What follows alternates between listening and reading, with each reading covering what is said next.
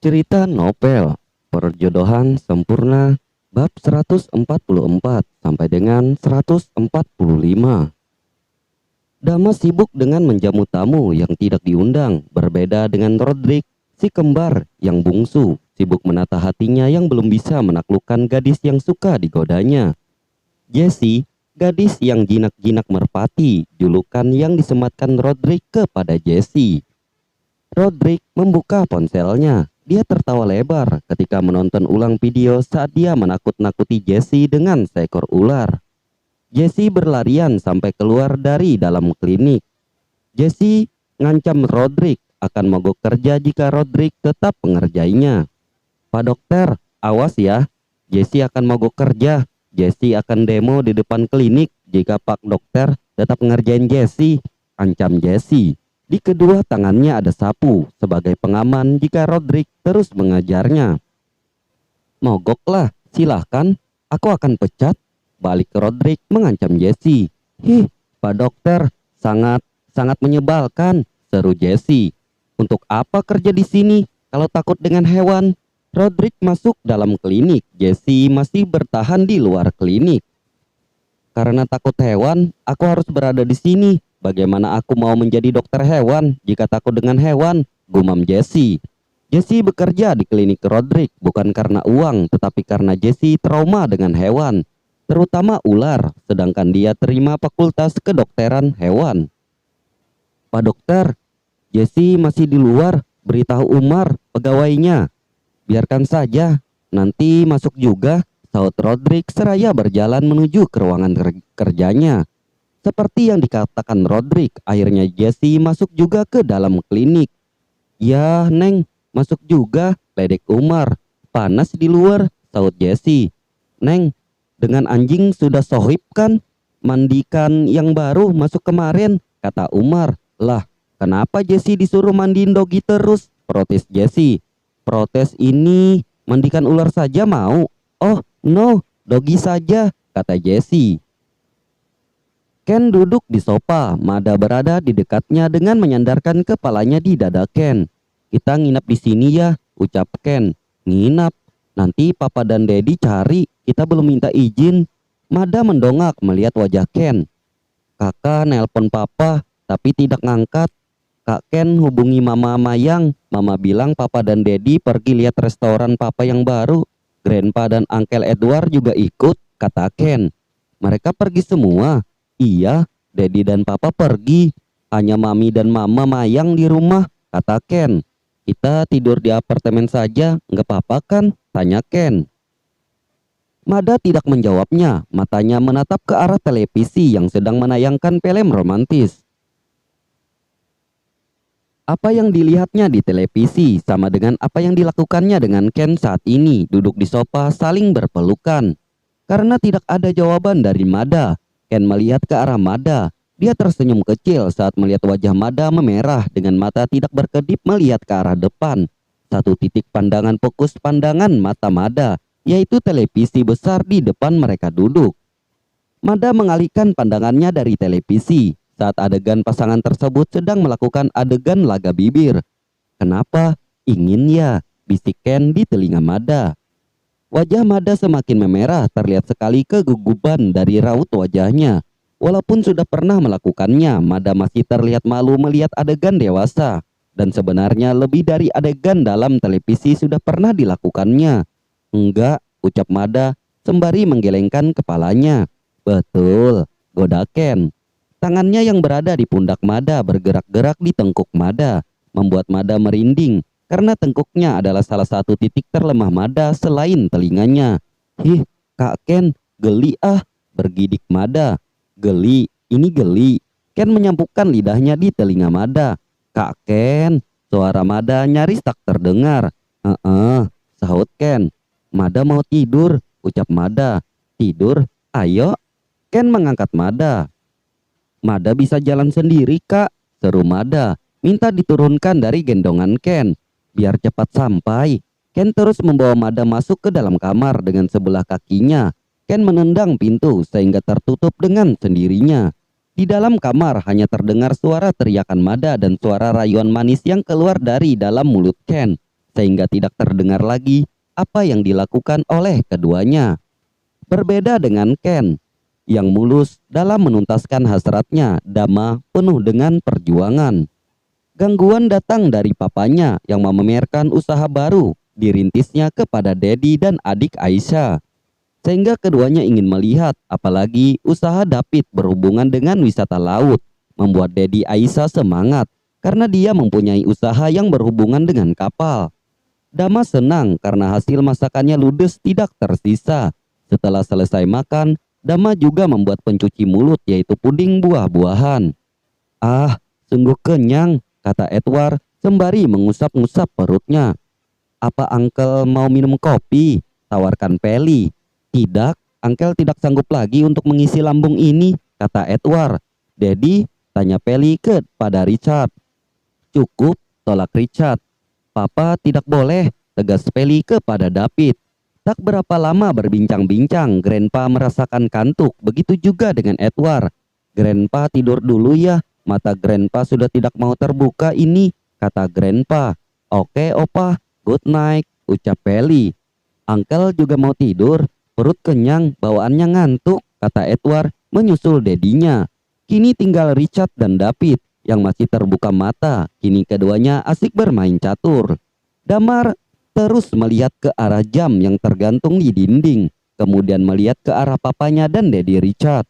Kenapa keduanya masih segar bugar? Apa karena dosisnya tidak banyak? Dalam benak Dama. Ternyata masakan yang dimasak Dama dibubuhi oleh Dama sedikit obat tidur. Setelah Dama brosur, jika hanya sedikit tidak akan berbahaya asal jangan keterusan. Dama sudah menguap berkali-kali, sedangkan mata Pelly sudah terbuka tertutup dan kepalanya sesekali tertunduk karena kantuk, sedangkan Richard dan David masih cerah. Watt matanya mungkin 100 watt. "Papa tidak mengantuk?" tanya Dama. "Belum, Papa masih semangat ini, ingin mengalahkan Mas Besan," kata David. Masih fokus dengan anak-anak catur di depannya. "Daddy?" Pelly terbangun. "Belum, sini." Pelly tidur di sisi Daddy. Richard menepuk sofa yang didudukinya. Pelly merebahkan tubuhnya di samping Richard dan paha Richard dijadikannya bantal kepalanya. Kenapa keduanya tidak terpengaruh obat tidur ya? Kenapa Pelly yang tidur? Bingung Dama. "Papa, itu belum terlalu sehat. Papa harus istirahat cepat. Nanti Mama tahu Papa itu begadang main catur. Siap-siap Papa mendapatkan omelan dari Mama," kata Dama. Wah, Richard dan David menguap secara bersamaan. "Akhirnya," kata senyum Dama. "Daddy juga ngantuk, bagaimana dengan Pelly?" Richard melihat Pelly yang sudah dalam kondisi tidur meringkuk. "Biar Dama angkat, Dad," sahut Dama. Dama memincingkan matanya, pandangan matanya dalam menatap Dama. "Ada apa Mas Besan?" tanya David yang sudah berdiri ingin masuk ke dalam kamarnya. "Ingat Dama, jangan macam-macam," ingatkan Richard. "Tenang Daddy, Pelly juga sudah tidur itu. Dama juga sudah sangat mengantuk ini." Dama menguap menandakan dia juga sudah mengantuk, tidak mungkin melakukan apapun kepada Pelly. "Awas ya," sebelum Richard menuju ke kamarnya. "Yes," sahut Dama. Pelly bangun." Dama menggoyang-goyangkan badan Pelly. Pelly membuka matanya. "Sudah pagi." Pelly mengira Dama membangunkannya karena sudah pagi. "Belum, ayo pindah ke kamar," kata Dama. Pelly bangkit dengan masih setengah bernyawa. Pelly berjalan menuju kamar. Begitu berada dalam kamar, Pelly langsung merebahkan tubuhnya. Dama mengunci pintu. Dan, "Kak, apa yang dilakukan oleh..." Dalam keadaan mata setengah tertutup, Pelly berjalan pelan. Dama mengikutinya dari belakang. Bukan tanpa sebab, Dama tidak menggendong Pelly untuk pindah masuk melanjutkan tidurnya dari sofa menuju kamar. Dama ingin Pelly tidak melanjutkan tidurnya. Dia ingin melanjutkan apa yang hampir dilakukannya tadi sebelum para pengganggu datang. Dama langsung mengunci kamarnya. Pelly yang ingin langsung melanjutkan tidurnya ditarik Dama ke dalam kamar mandi. "Kak Dama!" sontak Pelly kaget. Yang tadinya matanya setengah terpejam kini bulat sempurna. Sikat giginya, cuci wajah, baru kembali tidur, titah Dama. "Besok saja Kak, Pelly ngantuk," sahut Pelly. "Tidak boleh, cepat lakukan apa yang dilakukan sebelum tidur. Jangan meniadakan kebiasaan dengan alasan apapun juga, kata Dama. Iya, saut Peli. Peli mengambil sikat gigi yang masih terbungkus dan menyikat giginya dan membasahi wajahnya, sehingga wajahnya terlihat kembali cerah, tidak terlihat lagi wajah bantal. Begitu juga dengan Dama, apa yang dilakukan oleh Peli, Dama lakukan juga, wajah Dama juga cerah. Dah bersih. Peli membuka mulutnya lebar-lebar. Bagus, istri yang penurut, ujar Dama. Dan tanpa berkata apa-apa, Dama langsung mengangkat Peli. Kak Dama, teriak Peli. Jangan teriak-teriak, nanti para pengganggu bangun. Kita lanjutkan lagi kegiatan kita yang tertunda tadi, ujar Dama, seraya meletakkan Peli secara lembut dan langsung menindih tubuh yang sudah sejak tadi membangkitkan gairahnya. Tanpa sempat membalas perkataan Dama, bibir Peli sudah dihisap oleh Dama, seperti Dama menghisap lollipop, menarik dan menekan dan sedikit memberikan gigitan kecil, sehingga bibir Peli terbuka. Dama mengabsen apa yang perlu dijelajahinya di dalam rongga mulut Peli. Dama melepaskan tautannya dengan cepat. Tangan Dama bergerilya di sekujur tubuh Peli yang tidak fokus dengan keadaan dirinya. Dia hanya pasrah apa yang dilakukan oleh Dama. Tubuhnya hampir polos, hanya tertinggal pengaman rendah putih di bawah. Peli tidak sadar kapan tangan Dama yang lincah bergerilya meloloskan helai demi helai pakaiannya. Ketika Dama sibuk meloloskan helaian pakaiannya sendiri, Peli membuka matanya. Matanya terbelalak melihat tuyul besar berdiri di atas ranjang dalam keadaan hampir tidak berbusana. Kak, sontak Peli terkejut. Begitu mata terbuka, sosok laki-laki sedang meloloskan bagian bawahnya dan kini berdiri sempurna dalam keadaan seperti baby baru lahir ke dunia. Kenapa? Tanya Dama yang tidak merasa malu. Tubuh polosnya terlihat oleh Peli. Peli menutupi wajahnya dengan jemarinya. Dia tidak sadar seharusnya kedua tangannya bisa menutupi bagian tubuh sensitifnya sendiri. Malu? Untuk apa malu-malu? Kita sudah halal untuk saling melihat dan juga untuk saling memegang, kata Dama. Peli membuka sedikit matanya melihat Dama dalam keadaan polos tanpa selai benang, berdiri gagah di atas tempat tidur menatapnya yang terbaring. Oh Tuhan, benda itu begitu menantang, apa enggak robek di sini? Kata batin Peli, begitu melihat aset berharga Dama begitu menantang ke depan. Peli merasakan area sensitifnya terasa ngilu. Begitu melihat aset berharga Dama, Peli menepuk-nepuk kedua pipinya agar pikiran mesumnya hilang. Pikiran mesum Peli teralihkan dengan udara dingin yang berhembus tiba-tiba. Peli merasa angin dingin menerpa badannya karena pintu besar yang menghadap langsung ke pantai terbuka. Tirai putih tertiup, angin melambai-lambai. Dingin, ucap Peli sambil merasakan hembusan angin laut dari luar kamar. Tangannya ingin mengambil selimut, tapi dia merasakan ada yang aneh di tubuhnya. Mata Peli melihat ke badannya. Dan, teriak Peli. Begitu sadar, tubuhnya hampir polos seperti Dama. Dama langsung menindih tubuh Peli dan menyumpal bibir Peli dengan bibirnya agar teriakan Peli tidak terdengar oleh para pengganggu. Setelah hampir 1 menit menyumpal bibir Peli dengan permainan bibirnya, Dama melepaskan tautan bibirnya. Jangan teriak-teriak, nanti Dedi dan Papa bangun. Please Hani, jangan berisik ya, mohon Dama. Kapan baju Peli? Peli tidak melanjutkan ucapannya. Dia tahu Dama pasti tahu apa yang ingin dikatakannya. Peli buka sendiri, bukan Kak Dama yang membukanya, ujar Dama seraya menggerakkan jemari tangannya di puting gunung sintal Peli yang belum terlalu berbahaya. Seperti gunung yang ingin melober mengeluarkan laharnya. Kak Dama, tidak mungkin ya, ketus Peli saat dikatakan Dama jika dia membuka bajunya sendiri. Betul, saut Dama dengan suara yang serak. Kini tangannya makin turun ke bawah. Kini jemari tangannya sudah bermain-main di area rendah putih yang bentuknya sangat minim, hanya menutup sedikit area sensitif Peli. Sebenarnya Peli tidak nyaman memakai mode G-string, tapi tidak ada pilihan Dama membelinya. Dia tinggal memakai saja daripada tidak memakai apapun juga atau tidak ganti bagian bawah. Kak Dama, lenguhan kecil Peli keluar dari dalam mulutnya. Jemari Dama semakin ke bawah, rendah minim Peli sudah hampir turun akibat gerakan tangan Dama. Sekali sentak, rendah putih langsung lolos dari tempatnya. dan akhir keduanya dalam keadaan tidak tertutup, yang namanya pakaian dalam bentuk apapun juga. Peli tidak bisa lagi melakukan apapun juga. Kekuatan magis dari bibir dan tangan Dama berhasil meluluh lantakan tingkat kewaspadaan Peli. Sampai satu seketika hentakan benda asing di area terlarangnya berhasil membuat teriakan dan lenguhan yang saling bersautan keluar dari sela-sela bibir Dama dan Peli. Teriak Peli menahan rasa sakit yang tiba-tiba menyerang badannya. Sakit, lirih suara Peli. Sebentar sakitnya, ujar Dama sembari memberikan kecupan bibir dan ceruknya. Dama berhenti setelah berhasil menanamkan asetnya di milik berharga Peli. Setelah merasa Peli nyaman dengan asetnya, baru Dama bergerak dengan lembut. Dia tidak ingin membuat Peli kesakitan lagi. Dari bibir Dama dibarengi dengan suara gesekan benda tumpul saling bergesek. Keduanya naik turun mengikuti irama. Sesekali Peli menaikkan, Dama menurunkan. Sensor. Hampir 10 menit mereka melakukan naik turun, sampai merasa tidak sanggup lagi untuk melakukan naik turun. Keduanya lemas. Dama turun dari atas badan Peli dalam keadaan lemas dan langsung telentang, begitu juga dengan Peli. Dama melirik ke arah Peli, melihat Peli terpejam sehingga Dama merasa kasihan untuk membangunkannya, untuk membersihkan diri dari sisa-sisa percintaan mereka.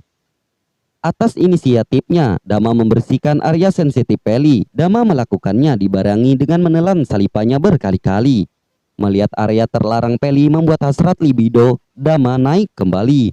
Sabar, besok masih ada waktu. Kasihan Peli, ini hal baru baginya, gumam Dama.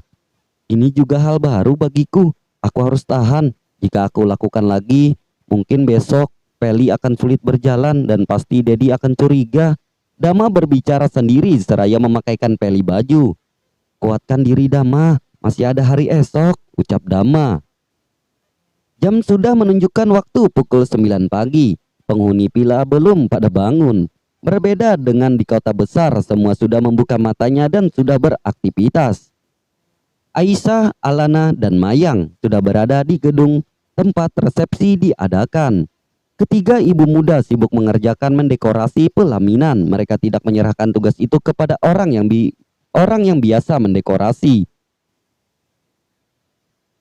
Karena ide dari Alana yang ingin menyalurkan hobi barunya merangkai bunga. Tante kecil, bagaimana? Bagus kan? Alana memamerkan hasil rangkaian tangannya. Bagus Al. Tidak sia-sia Doni mengeluarkan uang untuk membayar biaya kursusmu, kata Mayang. Betulkah? Kalau bagus, bagaimana kalau kita buka WO? Kita bekerja daripada di rumah bengong, usul Mayang. Bagaimana tante kecil? Tanya Alana kepada Aisyah yang sedang mengamati hasil tangannya. Boleh juga, kita paksa nanti klien suami kita yang pertama menyewa WO kita, kata Aisyah. Hahaha, kau bisa juga Ais. Tertawa Mayang mendengar ucapan Aisyah. Kita bisa kerjasama dengan usaha kuliner lakimu Mai, kata Alana. Benar juga ya, otakmu semakin encer dalam mencari uang Al, puji Mayang. Siapa dulu? Alana. Bangga Alana karena idenya direspon baik oleh kedua temannya. Selesai mendekorasi, ketiganya duduk selonjoran di lantai. Aduh, pinggangku. Aisyah merebahkan tubuhnya ke lantai, tidak peduli dia lantai yang berdebu. Kenapa tante kecil? Tanya Alana. Pinggang nyeri. Aisyah memijat-mijat pinggangnya. Kita sudah tua, kau saja sudah mengeluarkan 4 makhluk hidup, kata Mayang. Di antara kita, tante kecil yang paling hebat, 4 anak. Wow, seru Alana. Itu karena ommu yang ganas, kata Aisyah. Hehe, Alana nyengir. Kalau ingat dulu, aku tamat SMA pulang kampung bertemu lagi saat sudah bekerja, cerita Mayang. Kita bertiga tidak terpisahkan ya. Kalian juga saling besanan, hanya aku yang tidak menjadi besan denganmu Mai. Mai, bagaimana kalau kau punya anak lagi? Kalau bisa yang cewek, biar bisa jadi jodoh Aldo, kata Alana kepada Mayang. Tidak, pabrik sudah tutup. Besanan saja dengan Mas Wisnu atau Adam saja, kata Mayang. Adam adikku, mana boleh dengan Aldo atau Ipan, kata Aisyah. Hei, kalau boleh juga tidak bisa, Adam laki-laki, anakku juga laki-laki, kata Alana. Al, ambil menantu dari luar keluarga saja, biar makin berkembang, kata Aisyah. Bagaimana kabar Aldo? Sudah seminggu dia di Jerman. Bagaimana dengan bisnis terapelnya ya? Tanya Mayang. Belum ada keluhan yang disampaikannya. Hanya dia mengatakan pernikahan ini mungkin dia tidak bisa pulang. Sulit dia mengatur waktunya karena akhir tahun. Bisnis terapel sibuk-sibuknya, kata Alana. Apa tidak ada yang bisa dipercaya untuk menanganinya di sana? Tanya Aisyah. Belum ada. Mas Doni ingin mengirim orang dari sini yang sudah terlatih dan terpercaya, kata Alana. Para mama sudah sibuk bekerja, sedangkan para papa masih berada di balik selimut. Waktu sudah menunjukkan pukul 6 pagi. Dari kamar keempatnya belum ada pergerakan. Dalam kamar Dama, baru Peli yang membuka matanya. Sudah pagi. Peli melihat seberkas cahaya keemasan masuk ke dalam kamar. Peli menoleh ke sisinya, ke arah Dama yang masih dalam keadaan tidur. Ternyata Bang Dama ganas juga, gumam Peli saat melihat area sekitar dadanya yang penuh cap kebiru-biruan hasil kreasi bibir Dama. Apa yang kukatakan tadi, Bang Dama? Hihi, seru juga manggil abang, ucap Peli seraya memegangi kedua sisi pipinya. Abang, isang Peli menusuk-nusuk pipi Dama dengan jemarinya dan memanggil Dama dengan panggilan abang. Hihi, ngekeh Peli. Karena tidak ada respon dari Dama, Peli kembali mengganggu Dama. Kali ini dia menghembus wajah Dama. Merasa terganggu, Dama mengambil selimut dan menutup wajahnya dengan selimut. Ternyata Bang Dama kebo kalau tidur, gumam Peli. Peli kembali mengganggu Dama dengan menarik selimut yang menutupi wajah Dama, kemudian menusuk pipi Dama kembali. Tangan Dama menangkap jemari tangan Peli dan menggigitnya. Aduh, ini tangan Peli, teriak Peli, sembari menarik tangannya dari dalam mulut Dama. Kak Dama, kenapa tangan Peli digigit? Tangan, tadi mimpi makan kepiting, saut Dama dengan mata yang masih setengah terpejam. Kepiting? Ini tangan Peli tahu? Peli mencibikkan bibirnya. Kenapa sudah bangun? Ini masih awal bangunnya. Ayo tidur lagi. Dama menarik tubuh Peli agar merapat ke dadanya. Mau lihat matahari terbit, Kak, kata Peli. Kak, bukannya tadi ada yang manggil dengan Abang Dama? Abang Dama, kata Dama dengan menggoda Peli. Wajah Peli merona merah. Dia tidak mengira kelakuan isengnya diketahui oleh Dama. Tapi abang suka Peli manggil abang. Panggil abang saja ya, Delope, ujar Dama.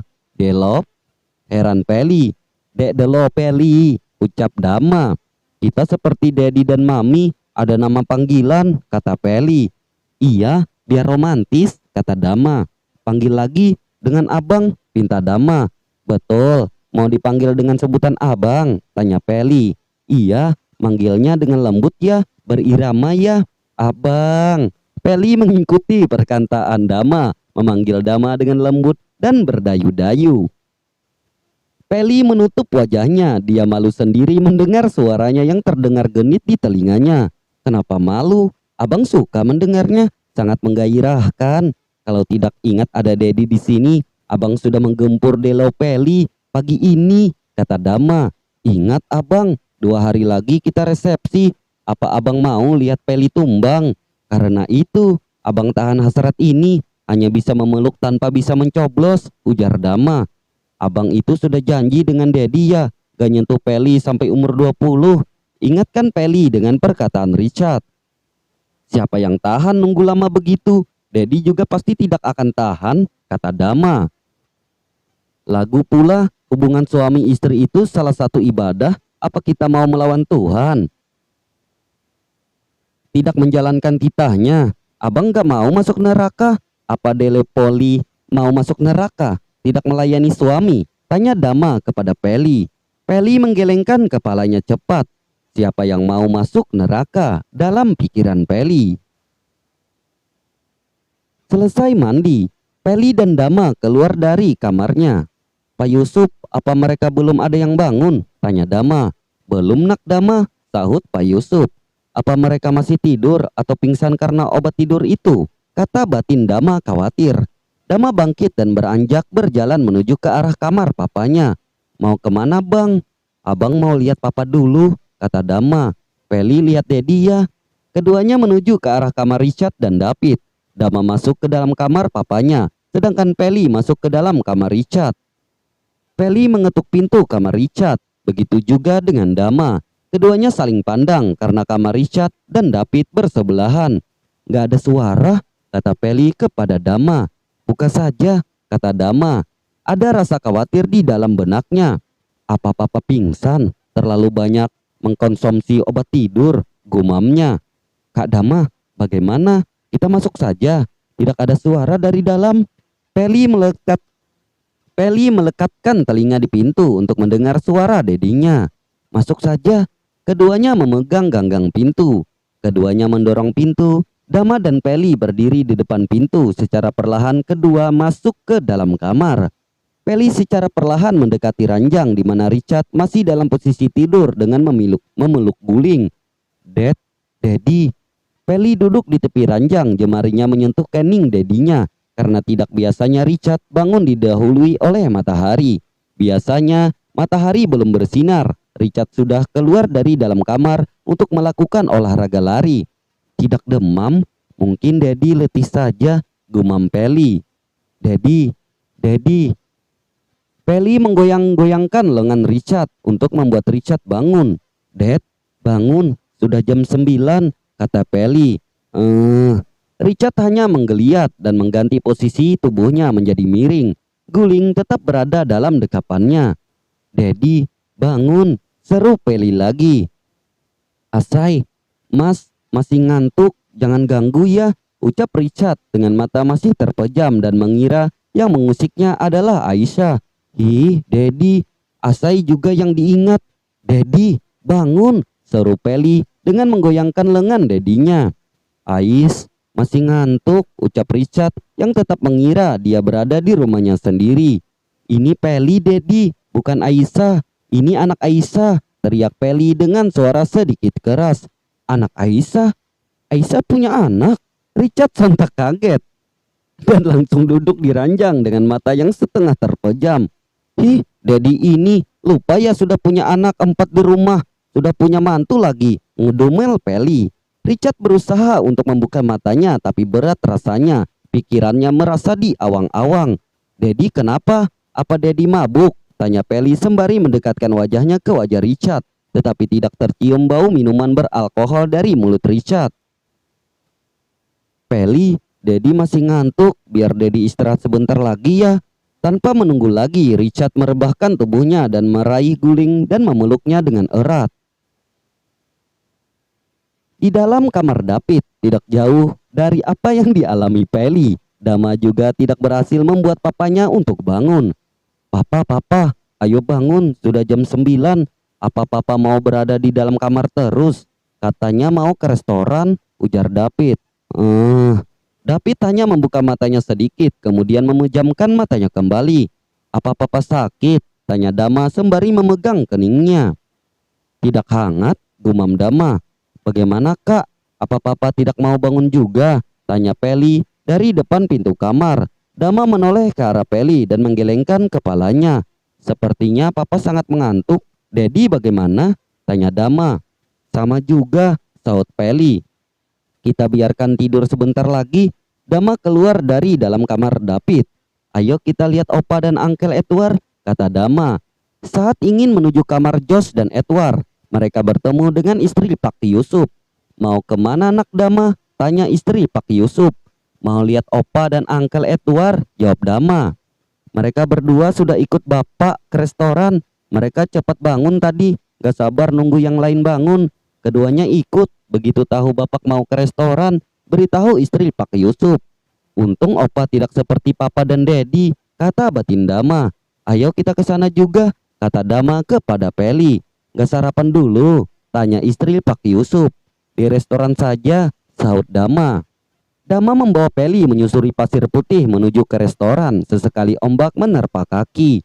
"Nyaman ya, kita tinggal di tepi pantai," kata Peli. "Suka?" tanya Dama. "Suka," sahut Peli. "Itu jual apa?" Peli menunjuk ke arah satu orang yang dikerumuni oleh orang yang sedang berjalan-jalan di pinggir pantai. "Nggak tahu, ayo kita lihat," kata Dama. "Jualan apa ya Bu?" Tanya Dama kepada orang yang sedang mengantri untuk membeli. Bubur siput enak, makanya banyak yang nunggu ngantri untuk membeli, jawab ibu tersebut. Bubur siput mau? Tanya Dama pada Peli. Boleh, saut Peli. Akhirnya Dama dan Peli ikut ngantri menunggu untuk dilayani. Bang, masih ada buburnya, nanti kami tidak kebagian, ujar orang yang mengantri di belakang Dama dan Peli. Tenang, abang tukang bubur selalu menyediakan stok bubur, tidak akan ada yang tidak kebagian, ucap orang yang berada di depan. Abang, gumam Dama. Delo Peli, jangan panggil Kak Dama dengan abang ya, batal, bisik Dama. Kenapa Kak? Peli juga sudah lupa dengan memanggil Dama dengan abang. Sedari tadi dia memanggil Dama dengan Kak Dama. Tukang bubur dipanggil abang oleh pembeli. Masa Kak Dama sama panggilannya dengan tukang bubur? Ucap Dama dengan berbisik. Peli tertawa kecil dan tawanya itu terlihat oleh Dama. Jangan tertawa, bisik Dama. Bang Dama, ucap Peli menggoda Dama. Goda terus, nanti malam terima hukuman, ucap Dama. Nggak takut? Nanti malam Peli tidur di kamar sendiri, ucap Peli dan menjulurkan lidahnya. Masuk jendela, naik dari tangga, balas Dama. Peli menoleh ke arah Dama. Dia teringat apa yang dilakukan Dama beberapa hari yang lalu. Awas ya Kak, jika Kak Dama muncul dari jendela lagi, ancam Peli.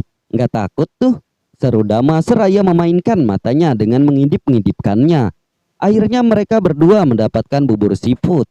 Ayo Bang Dama, cepat, ujar Peli dengan memanggil Dama dengan panggilan abang. Dama mendilikan matanya. Bilang apa tadi? Tanya Dama. Nggak ada. Peli mempercepat langkahnya. Peli bukan berhenti, malah berlari menjauhi Dama. Peli berlari menjauhi dari Dama sembari tertawa lebar dengan memanggil Dama dengan abang. Ayo bang, kejar, seru Peli memanggil Dama dengan abang. Ah, Peli cukup. Kakak enggak sanggup lagi mengejarmu. Napas Dama ngos-ngosan. Dasar payah Kak Dama. Gitu saja enggak sanggup.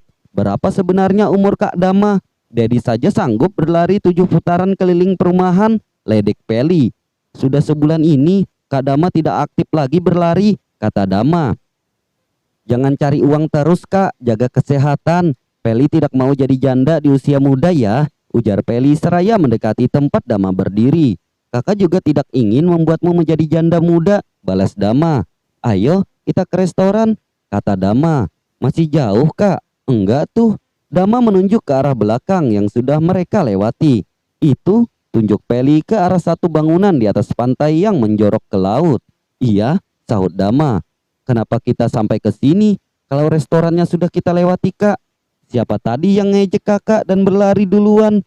Seharusnya Kak Dama bilang itu restorannya. Kan gak sampai sejauh ini kita berjalan. Dekat dengan abang bubur, kata Peli. Ayo sini kakak gendong. Kalau letih, Dama jongkok agar Peli naik ke atas punggungnya. Enggak, Peli masih muda. Peli berjalan mendahului Dama. Di villa, Richard dan David baru bangun dari tidur panjangnya. Dengan masih malas-malasan keduanya keluar dari dalam kamar. Selamat pagi, Mas Besan, sapa David. Pagi, balas Richard. Lihat-melihat ke arah jam dinding dan jarum jam menunjukkan pukul 9.45. Apa jam itu rusak? Bingung Richard. Richard beranjak menuju luar dan melihat matahari sudah hampir di atas kepala. Sudah siang, seru Richard tidak percaya. Ada apa Mas Besan? Tanya David seraya membawa teh hangat untuk diminumnya. Apa jam itu rusak atau kita kelamaan tidur? Tanya Richard. Kita kelamaan bangun, jawab David. Kemana semua orang? Tanya Richard. Istri Pak Yusuf masuk membawa sarapan untuk Richard dan David. Kemana Dama? Tanya David kepada istri Pak Yusuf. Mereka semua sudah ke restoran, sahut istri Pak Yusuf. Kenapa mereka tidak membangunkan kita? Kata Richard. Istri Pak Yusuf meninggalkan Richard dan David dan bersambung.